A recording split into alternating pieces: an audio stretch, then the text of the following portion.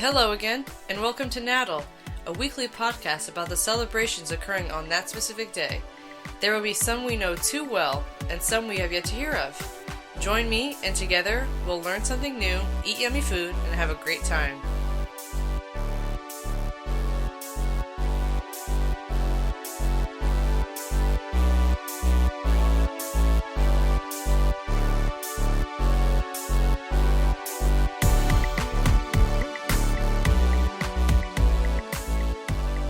Today, Friday, April 8th, is National Empanada Day.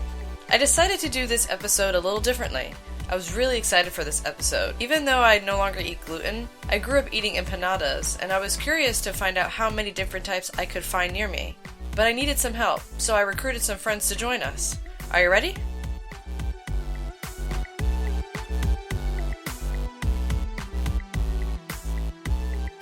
So first I'd like to introduce who I have around the table with me today. So first I have Diana. Hello, everyone.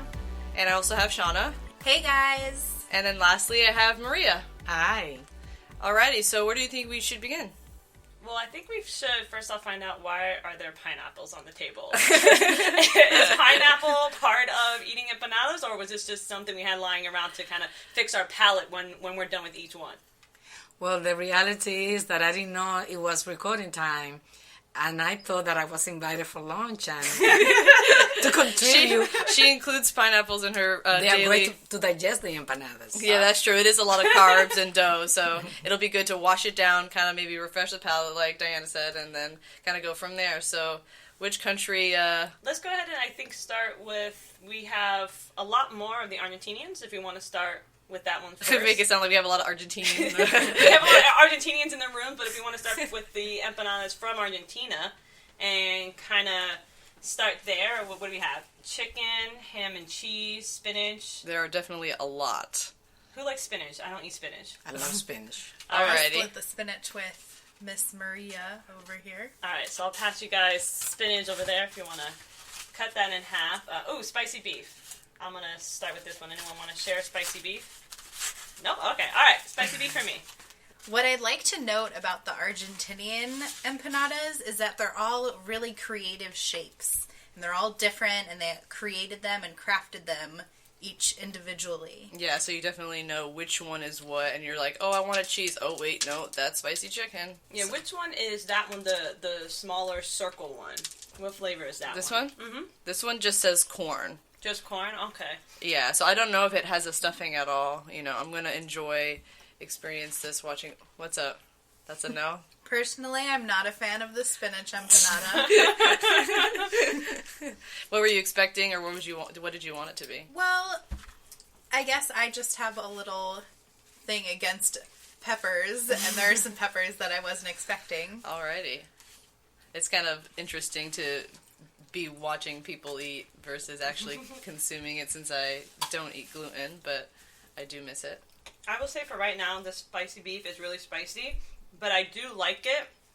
One thing that I would say that I do like so far is that I don't see any olives or raisins, which is very commonly found in empanadas or any form of picadillo dish, and olives and raisins and They're just gross. No, It's yeah, just I gross. agree. It's I just agree. Because gross. sometimes olives, I mean, they're such a critical part, so sometimes I feel like I'm taking away from the original dish, but olives dominate flavor, in my opinion, which is why, well, I don't like the flavor, and then they dominate. Yeah, we have another beef one here, so I'll have to see if the regular beef has olives and raisins, but Yeah. hopefully it does not. But this spicy beef, I do have to say, is very, very good.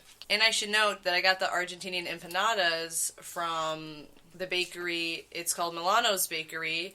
It's in South Florida, in Coral Springs, if you're in the area.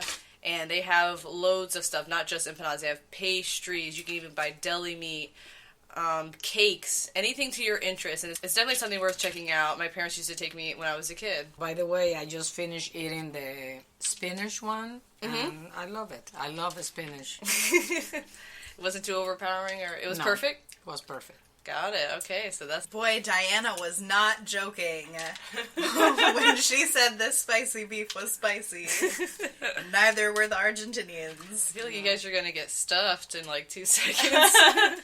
Now, this corn, You said it was corn, Shauna? Yes. This corn one, what's interesting about this particular one is that the dough, it's kind of flaky, more like a croissant, I feel, versus the heavy dough that the beef is in. I love the flakiness of this one, but I haven't tried the inside yet. Uh-oh. The dough of the corn empanada was a lot softer, a lot lighter than what I'm used to in an empanada. All right, what's going to be the next one you all try? So we have an Arabic one, an onion one. I'm interested to see this Arabic empanada. If I remember correctly, I did ask the lady who was helping me what it was, and I believe she said it was beef cooked with lime or lemon. I don't know what especially makes that Arabic. I should definitely learn more. No, thank you. It sounds too exotic for me. I'm gonna stick beef and lime with beef and chicken. Very tangy. You can definitely find the lime in there. Yes, it's true. I could feel the sourness in it, but I'm missing some chimichurri. Do you have any? No, I don't. I didn't even think about that. But actually, though, the Colombian ones came with a kind of like a hot sauce, a spicy sauce to go with those empanadas. So feel free to dip them with anyone.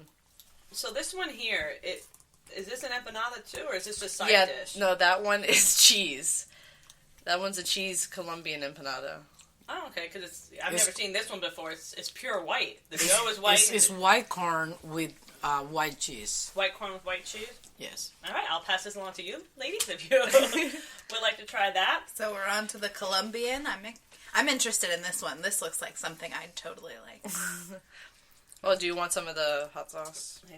My husband and I always argue because he is Colombian and swears by the Colombian empanadas, and I am all about anything that's from Argentina, especially their empanadas. So we argue every time as to which one is the best one.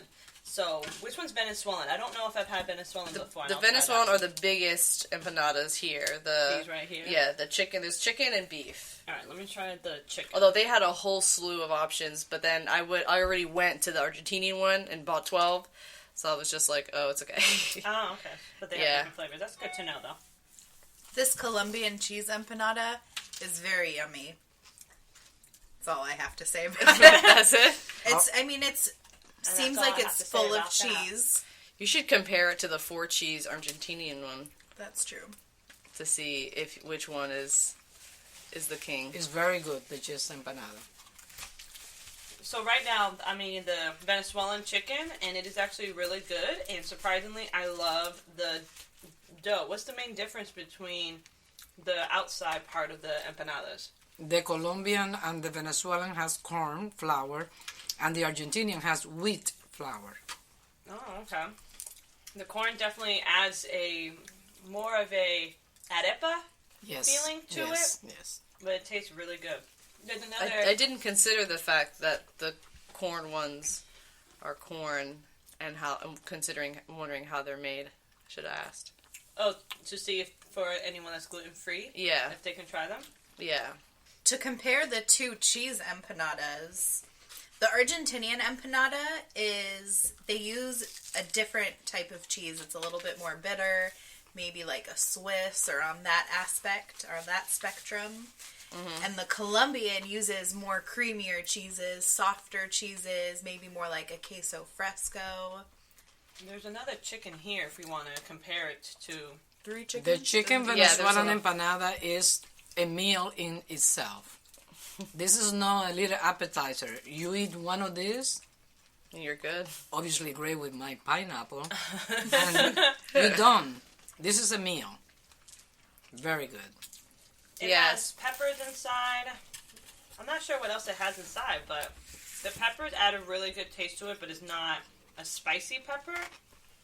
And again, I'm happy I don't see any olives inside. The Venezuelan empanadas are from Grano de Mostaza. I'm actually Hispanic, but you may not even be able to tell that through my lack of accent. Surprisingly, these 3 bakeries were pretty close quarters to each other. Maybe in total 5-10 minute radius. So it was really convenient to be able to have so many flavors or types of empanadas so close to each other, but I guess that's the benefit of being in South Florida, you know. That is for sure. Where's the Colombian pastries from? The Colombian pastry is from El Balcon de las Americas, which is really popular in this specific area. There's 3 of them. There's probably one in every 15 minutes away from each other. I actually, when I went there, they didn't even want to give me any attention at first because they were just booming. That place is always packed. I just tried the Venezuelan empanada, and I do have to say it's a little bit heavier and a lot greasier than the Argentinian empanada was. And I think that it's a little too heavy for me. What is that? The beef one? Yeah, this is the beef. Like empanada. you would prefer it as kind of like a light snack versus The meal, like a heavy meal. Maria was talking about. Yeah, I do prefer my empanadas a little bit lighter. I think what's turning me off of the Venezuelan is that it's very heavy and a lot greasier than I'm used to in an empanada. Oh, okay. Yeah, usually I'm used to seeing empanadas as an appetizer, the first course, especially if you're going to be hanging out with anyone that is from South America, especially anyone from Argentina.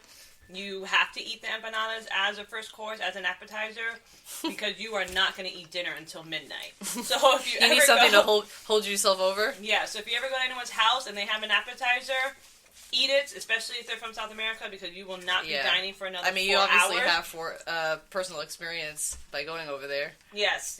You go there, and then maybe they start cooking, and maybe they'll give you a drink, and then it's the next morning, and then you get dinner there. Do you want to try, Shauna, the Does it have peppers? She doesn't like. Diana's very right. Empanada have its own history behind it, because it's like the way we know an American hot pocket that also have its own history from the time that they were building America, and the workers needed to go deep into the mine for looking for metals or whatever, and they traveled with this homemade big packet that was just like an empanada with ham and ground beef and stuff like that. Then this happened all over America. In some countries, like I'm Dominican, the most typical place to see Dominican empanada that happen to be smaller and more like an appetizer type of stuff, they are very typical in trips. Like when people who live, let's say, in the middle of the island and they're going to the beach, then whoever organized this event bring trays of hundreds of empanada, and we eat it with coffee in the way to the place, and then we may have lunch or early dinner by the beach, and also as a snack before a party. But we are not like South American. We always eat earlier. But as Diana say, if you people from, let's say, Ecuador, Venezuela, and Colombia, they usually have these events, and they eat practically after midnight. Then their empanada, need to be a little bit more satisfying, a little bit bigger to hold you, and they usually go with drinks, alcohol, and stuff like that then. So, empanadas that are made, say, from the Dominican Republic, would you say they are made more like the Colombian, Venezuelan, that are more corn or more wheat? No, they are made with wheat flour. They most of the time they are made with a mixture of beef and pork, and they may put 1 or 2 raisins. Not everybody do that, but it's typical. They put that to have like a sweet taste, and they are smaller.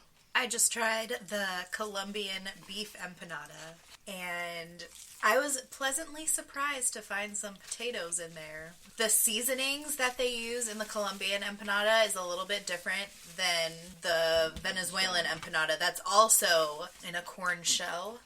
Colombian use cumin in their seasoning. I've seen potatoes in a lot of meat mixtures and dishes, even growing up. My mom would always put potatoes in soup and in meat. And is there like because I feel like potatoes don't really add flavor to it, so I don't know if there's usually another purpose for it. In different countries, people are not able to buy large amount of meat. Then potato is a way to stretch the dish, and potato has the ability not to give flavor, but to absorb the flavor of the meat. Beside, in South America, like in Ecuador, for example, there are more than 1,000 variety of potatoes. Then having so much potato in that region, they had to find 1,000? more than 1,000. Like, it's unbelievable the shapes and the colors that you could find in potatoes. Then they had to find a way to cook them. One thing is for sure, whoever decided to come up with Happy Empanada Day was awesome. And I want to and I want to salute them because I have no complaints eating empanadas. And I need to see which one. Oh, ham and cheese. Is that what you're eating right now, Shauna? That is what I'm eating, and I am very happy.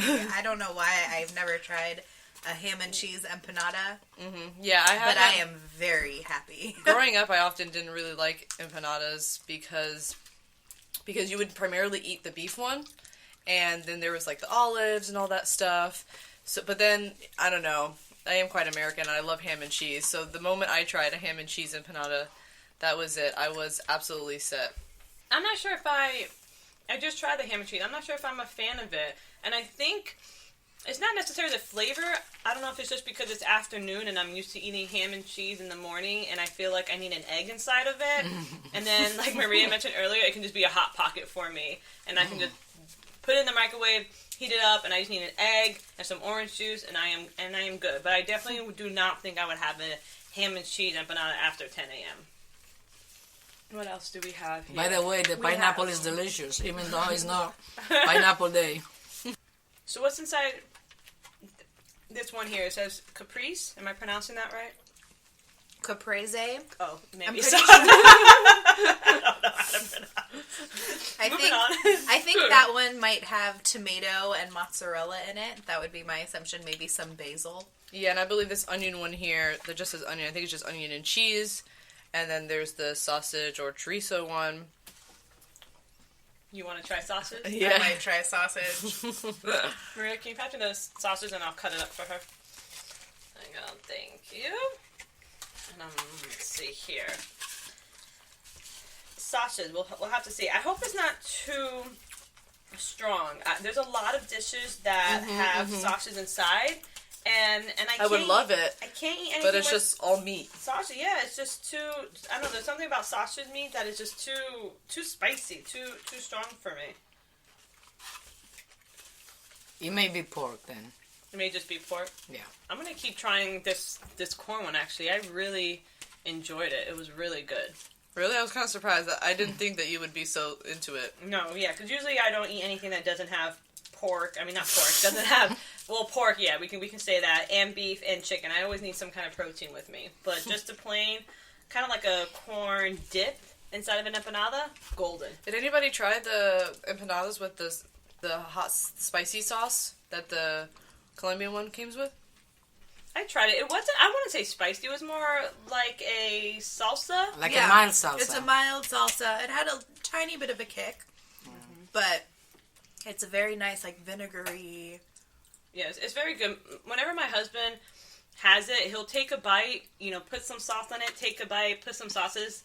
The little container that the salsa comes in never leaves his hand. So he'll put a little bit, take a bite, put Is a it little more bit, about the take a salsa bite. than the empanada? At that rate, yes. Yeah, Colombian, they actually have to have the salsa with their empanadas. But I think definitely for the beef ones, some chimichurri would be, it's a must. So everyone keep that in mind. Always have a little bit of chimichurri sauce. Oh, chimichurri is the best sauce. It is. What do we have next? I'm getting full here. Yeah, I know. Well, I just tried the onion and cheese empanada, and I do have to say, I loved it. I'm not a big fan of raw onions, but cooked onions usually snag my attention.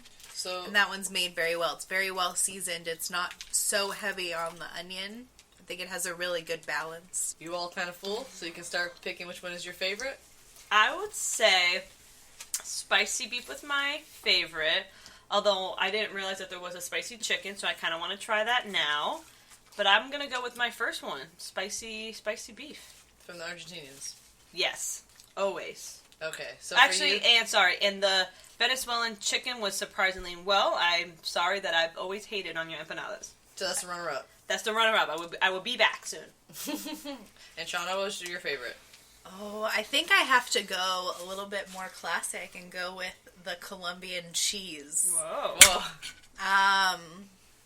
As my favorite, I do have to say, I really liked the flavor. I'm huge on cheese. I'm a cheese addict. So that one's definitely my front runner. In close second, though, I do have to say was the ham and cheese, I think. I think I was really surprised by how much I liked the ham and cheese. That was the and the Argentinian one. Yeah, the Argentinian ham and cheese. What were you saying?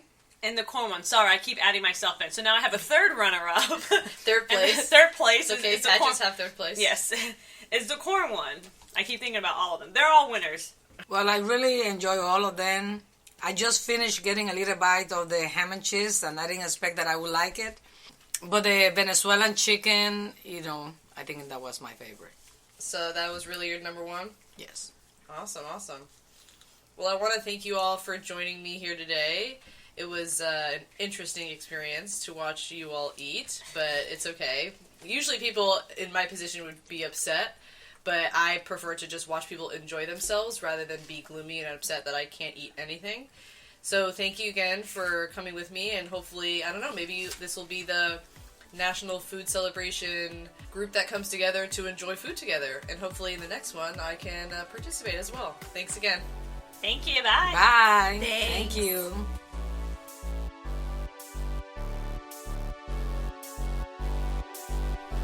Well, I definitely hope that you enjoyed today's episode. This should be one of many more to come. Feel free to subscribe. If you want to contact me, you can always send me an email at natlpodcast@outlook.com. natlpodcast@outlook.com. So it's kind of hard to go to an Argentinian bakery and not get any Argentinian desserts. Woo woo! You have to be freaking kidding me. What is in there? It looks like some yummy stuff. Bizcochitos. Delicious. So thank you so much. Yeah, of course. I thought I'd get a little surprise in there just for the end. Woo!